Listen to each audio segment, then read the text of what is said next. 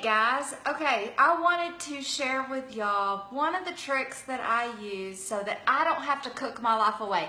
I like to cook, but I don't want to cook every meal every single day. And when you're trying to eat healthy or just feed your family nutritiously, right? You don't even have to be on a diet necessarily, just live life and not have to eat out every single meal. It takes a little bit of effort and it can seem overwhelming when you feel like you have to cook all the time. So I say this probably in every single cooking episode I ever do. If I'm going to go through the effort of fixing a meal, chopping it up, prepping, cooking, then I'm going to, at minimum, double the recipe. Minimum, double it, okay? Because if you do that for 4 meals, then you've got a whole almost week's worth of meals ready for you in the freezer if you do that. So first thing I do is double prep or triple prep whatever it is I'm cooking. So maybe y'all saw the videos we did this past weekend about D-Now, where I had to feed all these boys that were staying with us for the weekend. We made 3 main dishes. So I did barbacoa beef, which we did burritos out of. I did pulled barbecue pork, which we made sandwiches out of, little sliders out of, and then I did beans that I had already frozen from a previous time. So I'm going to show you what we're going to do with all those leftovers. So I've got tons of leftovers. Some I took to some clients so that they would have healthy meals for the week too, but now we are kind of over it and we don't want to eat this anymore. So I'm going to use these containers. Now I bought these online when I was doing supper club and stuff, so I have a ton of these left. But they're freezable. Any Ziploc or Glad or whatever freezable, microwavable containers work great.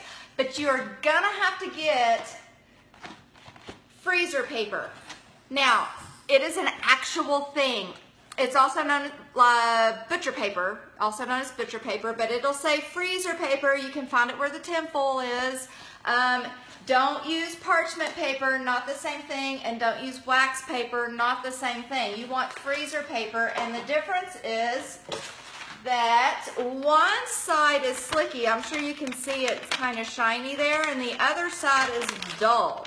So this is an important tip.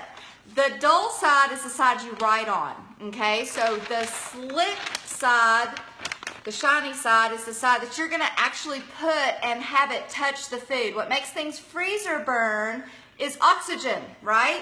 And so if there's air in your baggie, or if your food is not touching the lid and the top of the container, you're gonna get those little crystals, which makes your food taste yucky, and it doesn't last as long in the freezer, and you're gonna get freezer burn. So if you'll get this paper, it will really help the longevity of the food in your freezer, so it lasts longer, and so you have more opportunity to eat it. So here's how I go about this.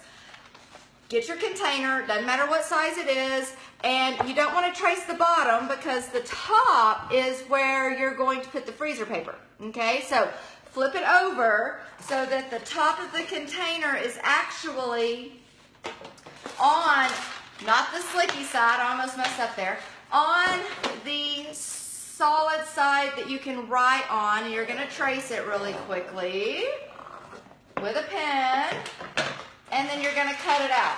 Now, I'm going to do this real quick so you guys can watch the whole process. It doesn't have to be perfect. You can just kind of guess it. Your kids can actually do this for you. It kind of gets them involved in the process and takes a little of the pressure off of you. So really, once your food is cooled down, if you made double or triple batch, you can certainly have your kids be working on this process while you're finishing up getting ready to eat it for supper, and they can help you prepare this to go in the freezer so you've got something, you know, a month from now when you forget about it and you want something good. So I've cut it out. Shiny side's going to touch your food here, okay? And you're just going to press it totally flat on top of there, just like this. And you can freeze just about anything this way. So liquid works too. It doesn't have to just be meat. And then be sure that you label your container, put your date on there, and put your lid on it. And then you know what it is because we've just covered it up, right? when you stick it in the freezer, you're not gonna be able to see it, at least not in this container. So I've labeled it so I know what it is. I can easily grab it.